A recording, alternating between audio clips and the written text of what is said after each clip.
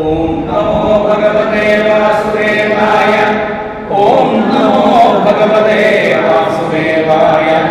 ശ്രീശുകൗവാച അഥ തത്രാഗമദ്ബ്രഹ്മ ഭവാന്യാ ച സമം ഭവ മഹേന്ദ്രപ്രമുഖാ ദേവ മുനയഃ സപ്തജേശ്വര പിതരഃ സിദ്ധഗന്ധർവാ വിദ്യാധരമഹോരഗാഃ ചാരണായക്ഷരക്ഷാംസി കിന്നരാപ്സരസോർദ്വിജാ ദൃഷ്ടുകാമാ ഭഗവതോ നിര്യാണം പരമോത്സുകാഃ ഗായന്തശ്ച ഗൃണന്തശ്ച ശൗരേ കർമാണി ജന്മജ ബഹുഷു പുഷ്പവർഷാണി വിമാനാമനുഗർണവം കുർവന്തഃ സങ്കുലം രാജൻ ഭക്ത്യാ പരമയായുധാ ഭഗവാൻ പിതാമഹം വീക്ഷ്യ വിഭൂതിരാത്മനോ വിഭോ സംയോജ്യ അനിജാത്മാനം പദ്മനേത്രേ ന്യമീലയൽ സർവത്ര ഗോവിന്ദനാമ സങ്കീർത്തനം ഗോവിന്ദ ഗോവിന്ദ നാരായണ നാരായണ നാരായണ നാരായണ നാരായണ നാരായണ ഗോവിന്ദനാമ സങ്കീർത്തനം ഗോവിന്ദ ഗോവിന്ദ ലോകാഭിരാമാസുതനം ധാരണാധ്യാനമംഗളം യോഗധാരണയാ േയാദുഃഖം ദിവിദുന്ദുഭയോ നേതു പേതുസ്മരശസ്യക സത്യം ധർമ്മോ ദുരഭൂമേ കീർത്തി ശ്രീശ്ചാനുതമ്യയോ ന വിശന്തം സ്വധാനി അവിജ്ഞാതഗതിം കൃഷ്ണം ദർശിശ്ചാതി വിസ്മിതാ സൗദാമിന്യായഥാകാശേ യാന്ത്യാഹിത്വാ ഭ്രമണ്ഡലം ഗഗനലക്ഷ്യത്തെ മധ്യേ തഥാ കൃഷ്ണസ്യ ദൈവതൈഃ ബ്രഹ്മരുദ്രാദയസ്തേതു ദൃഷ്ട്വാ യോഗഗതിം ഹരേ വിസ്മിതാസ്താം പ്രശംസന്ത സുമസുമം ലോകം യയുസ്തഥാ രാജൻ പരസ്യ ധനഭഞ്ജനനാപ്യേഹ മായാവിഡംബനമവേഹി യഥാ തസ്യ സൃഷ്ട്വാത്മനേതമനിമിഷ്യ വിഹൃത്യ ചാന്തേ സംഹൃത്യ ചാത്മഹിമോഹരവസ്ത്രാസ്തേ മധ്യേ ദേവോ ഗുരുസുതം യമലോകനീതം ത്വാം ചായച്ചരണം പരമാസ്തദഗ്ധം ജിഗേന്ദ്രകാന്തകമീശമസാപനീശ കിം സ്വാമനേശ്വരശരണം ഹൃദയം സദേവം തഥാപ്യശേഷാസ്തി സംഭവാപ്യേഷു അനന്യഹേതുഷ്യവശിക്ഷസത്യുവൻ നൈച്ഛത്പ്രണേതം അപരത്രശേഷം മധ്യേനം സ്വസ്തഗതിം പ്രദർശയൻ ദുഃഖായ കൃഷ്ണസ്യ പദവിം പരാം പ്രയതകീർത്തയേ ഭക്ത്യാ കാമേവാപ്നോത്യനുത്തമാം ദാരുഗോദ്വാരകാമേത്യ വസുദേവോഗ്രസേനയോഃ ഭവിത്വാ ചാശ്രയ യശിഞ്ചൽ കൃഷ്ണവിച്യുതാ കഥയാമാസ വിധനം വൃഷ്ണീനാം കൃഷ്ണശോഭ്രാ തശ്രുത്വയാ ജനാ ശോകവിമോചിതാ തത്രസ്മത്വരിതാനിത്വം കൃഷ്ണവിശ്ലേഷമികാ യസവശ്യേരതേ യത്ര ജ്ഞാതയോ വൃന്ദാവനം ദേവകീ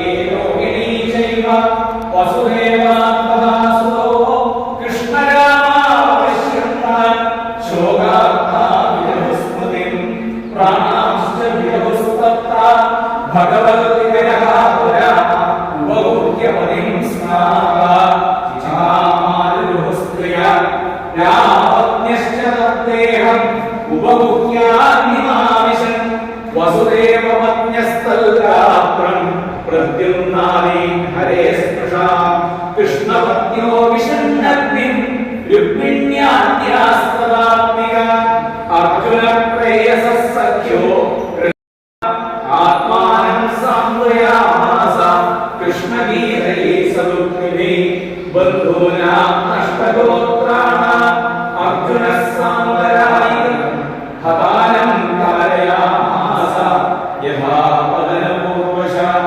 ദ്വാരകാം ഹരിഹാത്യക്തം സമുദ്രോപാവേതരക്ഷാൽ വർദ്ധയിത്വാ ആരാധ്യ ശ്രീമൽ ഭഗവതാലയം നിത്യം സന്നിഹിതസ്തത്ര ഭഗവാൻ മധുസൂദന സ്മൃത്യാശേഷാസ്പരം സർവം ഗണം സ്ത്രീബാലവൃദ്ധാനായ അവശേഷാൻ ധനഞ്ജയ ഇന്ദ്രപ്രസ്ഥം സമാവേശ്യ വജ്രം തത്രാഭ്യഷേചയൻ ശ്രുത്വാ സുപ്രദം രാജൻ അർജുനാപ്തേ പിതാമഹ ത്വാം തു വംശധരം കൃത്വാ ജഗ്മുഃ സർവേ മഹാബലം ജയേതൽ ദേവദേവസ്യ വിഷ്ണോഃ കർമാണി ജന്മജ കീർത്തയേ ശ്രദ്ധയാ ഇത്തം ഹരേ ഭഗവതോ നിരാകാര വീരാണി ബാലചരിതാനി ശന്തമായി അന്യപ്രദേഹശുഭാനി മനുഷ്യോ ഭക്തിം പരാം പരമം സകലോ ലഭേത ഇത്തം ഹരേ ഭഗവതോ രുചിരാവതാര വീരാണി ബാലചരിതാനി ശന്തമായി അന്യപ്രദേഹശുഭാനി മനുഷ്യോ ഭക്തിം പരാം പരമം സകലോ ലഭേത ഇത്തം ഹരേ ഭഗവതോ രുചിരാവതാര വീര്യാണി ബാലചരിതാനി ശന്തമായി അന്യപ്രദേഹശുഭാനി ഗൃഹൻ മനുഷ്യോ ഭക്തിം പരാം പരമം സകലോ ലഭേത ഇതി ശ്രീമദ്ഭാഗവതേ മഹാപുരാണേ മാനവംസ്യം സംഹിതായാം ഏകാദശസ്കന്ധേ ഏകത്രിംശതമോऽധ്യായ സമർപ്പണം ഗോവിന്ദനാമ സങ്കീർത്തനം ഗോവിന്ദ ഗോവിന്ദ വൈഡൂര്യകിരീടകുണ്ടല പരിസ്പർശു സഹസ്രഗണാധിപർ വിരോചമാനം വസുദൈവൈക്ഷത സർവത്ര ഗോവിന്ദ. വരാമല്ല ആ വടവൃക്ഷത്തിന്റെ ചുവട്ടില് ഭഗവാൻ ഇരുന്നു. നേരെ മുന്നിൽ കാണുന്നത് മക്കളും മക്കളുടെ മക്കളും കയ്യിൽ കിട്ടിയ ഓരോന്നെടുത്ത് അടിക്കുന്നതും കഴുത്ത് വെട്ടുന്നതും ചോര പ്രളയം ആർപ്പ് വിളികള് ഇതൊക്കെയാണ് നാല് ഭാഗത്തും കാണുന്നത്. സാധാരണ ഒരു മനുഷ്യന് ഉൾക്കൊള്ളാൻ പറ്റുന്നതായിട്ടുള്ള ഒരു രംഗമല്ല അന്ന് അവിടെ ഉണ്ടായിരുന്നത്. ഈ കൃഷ്ണൻ എന്ന ആര്? കൃഷ്ണൻ അച്ഛനാണ്, മുത്തശ്ശനാണ്, മുതുമുത്തശ്ശനാണ്. ഒരു അച്ഛനോ ഒരു മുത്തശ്ശനോ കണ്ടു നിൽക്കാൻ പറ്റുന്നതായ അഥവാ സഹിക്കാൻ പറ്റുന്നതായ ഒരു രംഗമല്ല അന്ന് അവിടെ ഉണ്ടായിരുന്നത്. പക്ഷെ അന്നും ആ ഭഗവാന്റെ മുഖത്ത് കാണാമായിരുന്ന സുന്ദരസ്മിത വക്രാബ്ജം നീലകുന്തള പണ്ഡിതം കുണ്ടലീകാഭിരാമാക്ഷം സ്ഫുരൻ മകരകുണ്ടലം. അതിമനോഹരമായിട്ടുള്ളൊരു പുഞ്ചിരി. ആ അവതാര സമയത്ത് എന്തൊരു പുഞ്ചിരിയാണ് ഉണ്ടായത്? അതേ പുഞ്ചിരിയാണ്, അതേ ചിരിയാണ് സ്വർഗാരോഹണത്തോട് അടുത്ത സമയത്ത്. ഇവിടെ ഭഗവാൻ എന്താ കാണിക്കുന്നത്? ഈ ബാഹ്യമായിട്ടുള്ള ബന്ധങ്ങളൊന്നും എവിടെ വരെ മാത്രമേ കൊണ്ടുവരാവൂ? ഇവിടെ വരെ മാത്രം. ഇവിടുന്ന് അങ്ങോട്ട് ഈ ബന്ധങ്ങളെ ഒന്ന് അടുപ്പിക്കരുത്. ഈ ബന്ധങ്ങളെ ഇന്ന് അങ്ങോട്ട് ആഴത്തിൽ ഇറങ്ങി കഴിഞ്ഞാൽ അവരുടെ വേർപാട് മനസ്സ് വല്ലാതെ കൊണ്ട് വേദനിക്കും. ഇനി ആരായിട്ടുള്ള ബന്ധമാവട്ടെ, അച്ഛനാവട്ടെ, അമ്മയാവട്ടെ, ഭാര്യയാവട്ടെ, മക്കളാവട്ടെ, ഭർത്താവട്ടെ, മറ്റു മിത്രങ്ങളാവട്ടെ, എല്ലാത്തിനും ഒരു പരിധി ഉണ്ടാവണം. അകത്തോട്ട് കയറി കഴിഞ്ഞാൽ ഇത് തന്റെ സാധനയ്ക്ക് അത് വിഘ്നമായിട്ട് മാറും. ഈ ഒരു സന്ദേശം ഭഗവാൻ നമ്മളെ നന്നായിട്ട് പഠിപ്പിക്കുന്നുണ്ട്. സ്വന്തം മക്കള് കഴുത്ത് കുറഞ്ഞ് വീഴുന്ന സമയത്ത്, പടഞ്ഞ് വലിയുന്ന സമയത്തും ആ കണ്ണന്റെ മുഖത്ത് പുഞ്ചിരി മാത്രമേ ഉള്ളൂ, ആ സന്തോഷം മാത്രമേ ഉള്ളൂ. പെട്ടെന്ന് ആ രൂപം കണ്ട് മാറി.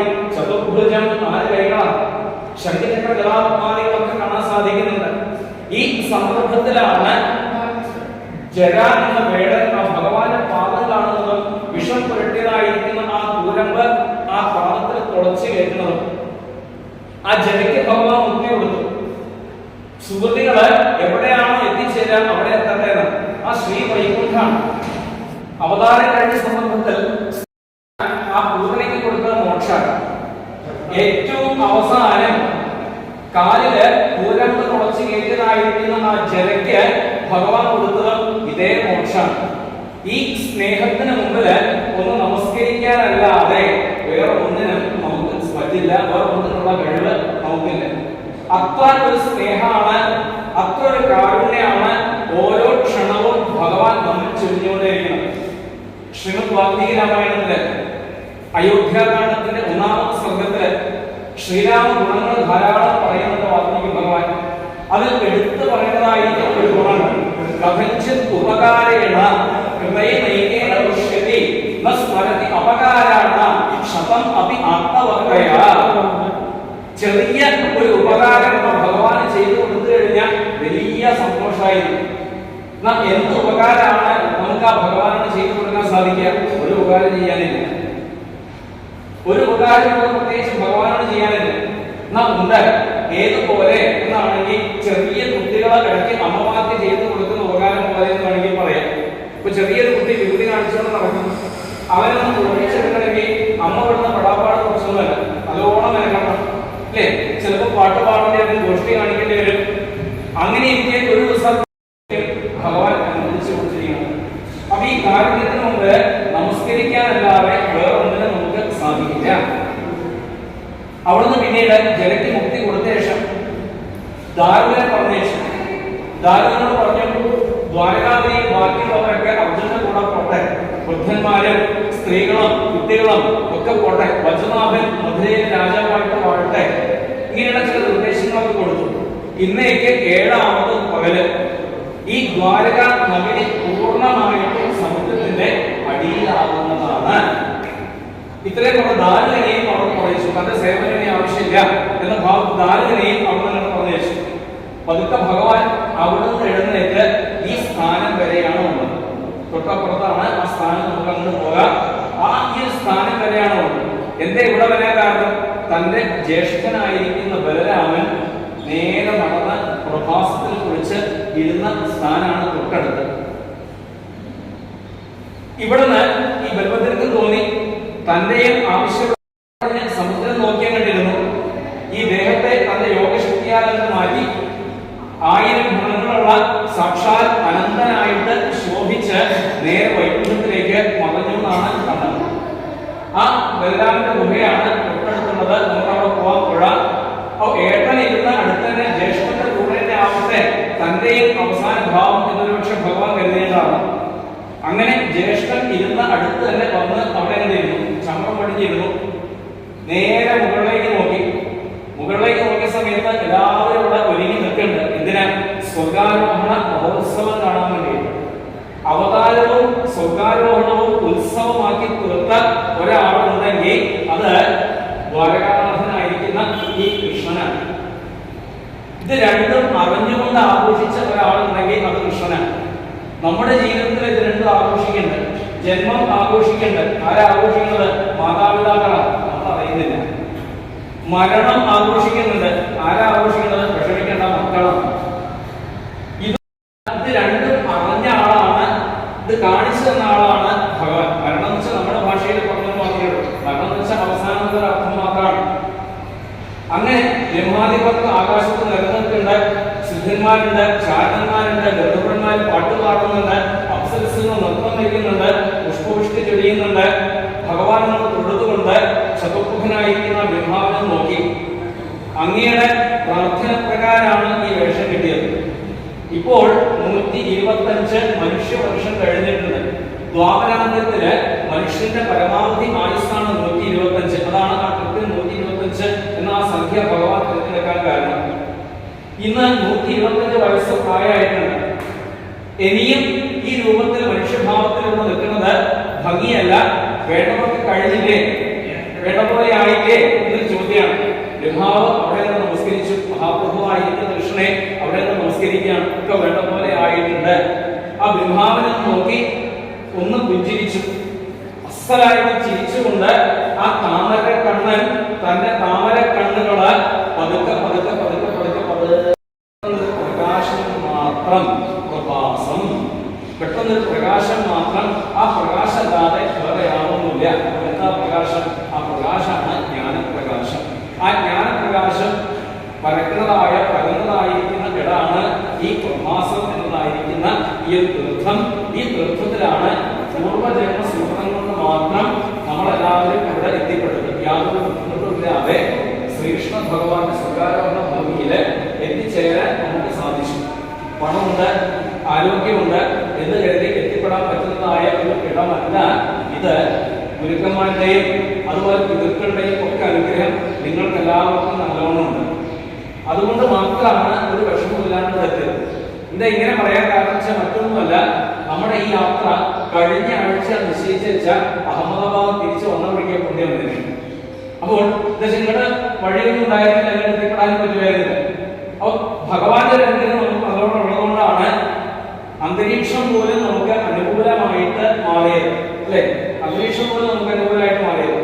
അപ്പൊ ഇതിന് നമസ്കരിക്കാനല്ലാതെ, ഈ സൗഭാഗ്യം തന്ന ആ ശ്രീകൃഷ്ണ സ്വാമിയെ നമസ്കരിക്കല്ലാതെ വേറെ യാതൊന്നും നമുക്കിവിടെ ചെയ്യാനായിട്ട് ഇല്ല. അർജുനൻ ഇടയ്ക്കിടയ്ക്ക് ദ്വാരകയിലേക്ക് വരും. മഹാഭാരത യുദ്ധാനന്തരം അർജുനൻ ഈ ദ്വാരകയിൽ വന്നു കഴിഞ്ഞാൽ ഒറ്റ പണി മാത്രമേ ഉള്ളൂ. ഒരു ഭാഗത്ത് അടങ്ങിയിരിക്കും, നേരെ തുടങ്ങും ധർമ്മക്ഷേത്രേ കുരുക്ഷേത്രേ ഗീതാപാഠം. അങ്ങനെ ഗീതാപാഠം ചെയ്ത കിടക്ക് നിങ്ങൾ ഇന്നലെ പോയിട്ടുണ്ട്. അതാണ് ഗീതാ മന്ദിരമായിട്ട് മാറിയത്. അവിടെ ഇതൊരു ഗീതാ മന്ദിരാണ്, പ്രഭാസത്തിലെ ഒരു ഗീതാ മന്ദിരാണ് ഇത്. അവിടെയാണ് നമ്മൾ ഇരിക്കുന്നത്. ഭഗവാനെ നമസ്കരിച്ചുകൊണ്ട് ഇനി ആദ്യം ബലരാമന്റെ സ്വർഗാരോഹണ സ്ഥാനത്തേക്ക് പോവാം. അത് കഴിഞ്ഞ് ശ്രീകൃഷ്ണ പാദം നമുക്ക് കാണാം. ആ പാദം കണ്ടാൽ മതി. യസ്യ അനുസ്മരണം വേണ അജ്ഞാനനാശനം. ഒന്നും ഉറപ്പ് തരുന്നില്ല ഭഗവാൻ. ആർക്കും ഒരു ഉറപ്പും ഇന്നേ വരെ ഭഗവാൻ കൊടുത്തിട്ടില്ല.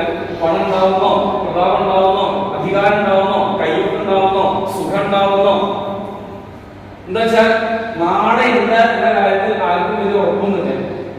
ആ ഉറപ്പ് എന്താന്ന് വെച്ചാൽ ഈ പാദത്തില് മനസ്സ് ഉറപ്പിച്ചാൽ അജ്ഞാനം ഉണ്ടാവില്ല. ഒന്നും പറഞ്ഞില്ല. ബാക്കി ഇതിലേക്ക് ആകർഷിക്കാൻ വേണ്ടി മാത്രം പലയിടങ്ങളിലും ഭവിഷ്യത്തുകൾ പറഞ്ഞിരുന്നേ ഉള്ളൂ.